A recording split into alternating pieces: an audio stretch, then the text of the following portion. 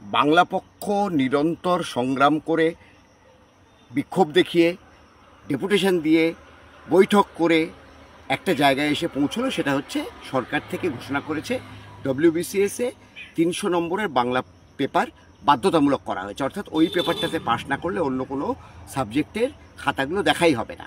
বাঙালির পক্ষে এটা একটা দারুণ সুখবর, বাংলা পক্ষের একটা বিপুল বিজয়। কিন্তু বাংলা পক্ষ একটা কথা বলে যে হালাল হোক বা ঝটকা, দিনের শেষে গুটকা। সমস্ত রাজনৈতিক দলের, বিজেপির জিতেন তিওয়ারি, সিপিএমের ফুয়াদ হালিম, তৃণমূলের বিবেক গুপ্তা, সবাই কিন্তু এক স্বরে তাদের পার্টিগত বৈষম্য ভুলে, তাদের ধর্মগত বৈষম্য ভুলে তারা কিন্তু এখানে একত্রিত হয়ে এই বিষয়টার বাধা দিচ্ছে। তাহলে বুঝতে হবে যে কাদের স্বার্থ এতদিন চরিতার্থ হচ্ছিল। জোকের মুখে নুন পড়েছে, এটা বুঝতে হবে। কাঁচা গ্যামাক্সিন পড়েছে জায়গা মতন। আমরা আনন্দিত। জয় বাংলা।